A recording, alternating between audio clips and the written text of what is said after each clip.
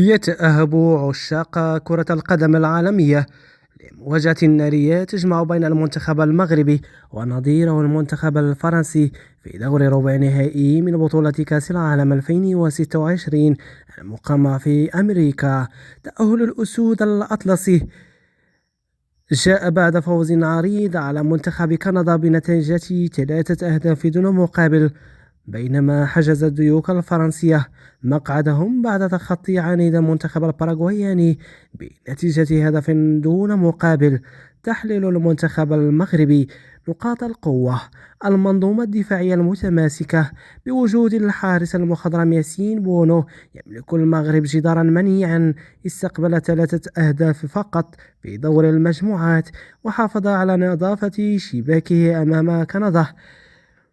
ديناميكية خط الوسط: يمتلك المغرب خط وسطا واعدا وقويا ببروز الشابين أيوب بوعدي ونائل العيناوي في قطع الكرات، بجانب استعادة عز الدين ناحي لبريقه المونديالي وقدراته الفائقة على قيادة التحولات.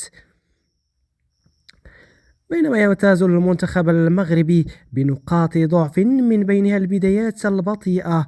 واجه المغرب صعوبة واضحة في الشوط الأول أمام كندا. اتضح للجميع أن المنتخب المغربي غير قادر، حيث عانى من قلة الفعالية الهجومية والارتباك النسبيين تحت الضغط العالي. الإصابات المؤثرة: والجهة اليسرى غياب اسماعيل الصبري للإصابة أربك حسابات، فضلا عن الاعتماد على نصير مزروي كظهير أيسر مغلوب، ما يقلل أحيانا من سرعة الهجمات عبر الرواق الأيسر.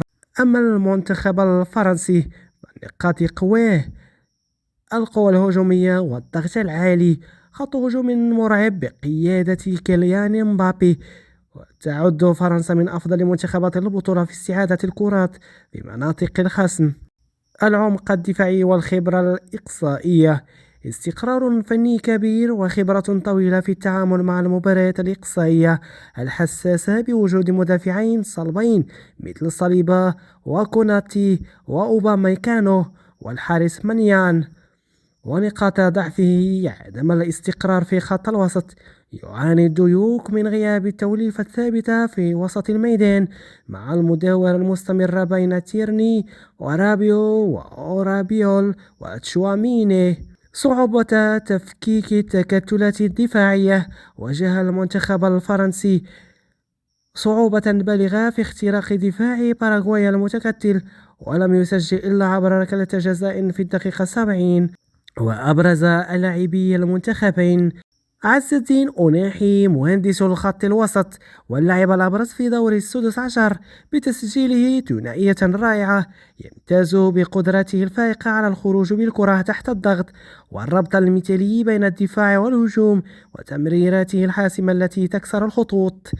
أشرف حكيمي القائد الفعلي في الملعب، يمثل جبهة هجومية ودفاعية جبارة على الرواق الأيمن. ستكون مواجهته المباشرة مع زملائه في باريس سان جيرمان، خاصة برادلي باركولا ومبابي، أحدهم أهم المفاتيح التكتيكية للمباراة. أبرز نجوم المباراة: كيليان مبابي متصدر هدفي البطولة ب7 أهداف واللاعب الأخطر عالميا في المساحات، يمتلك القدرة على حسم اللقاء بلمحة فردية واحدة، سواء من خلال الاختراق في العمق أو التسديد من مسافة مختلفة. إلى جانب أوليزي الذي يتمتع بأسلوب رائع في الاختراق، مستغلا مهارته الفنية وتسديداته اللولبية التي تعانق الشباك في الكثير من المرات. إضافة إلى اللاعب الأسمراني أوسمان ديمبلي اللاعب الحاسم في باريس سان جيرمان، يستغل سرعته وكذلك فنيته الرهيبة في قلب أي دفاع واختراق أي تكتل دفاعي. في الدفاع: ويليام صليبة يمثل ركيزة الدفاع الفرنسي بفضل هدوءه الكبير، تفوقته في الصراعات الثنائية الأرضية والهوائية وبناء اللعب بدقة عالية من الخلف مما يسهل عملية التحول الهجومي.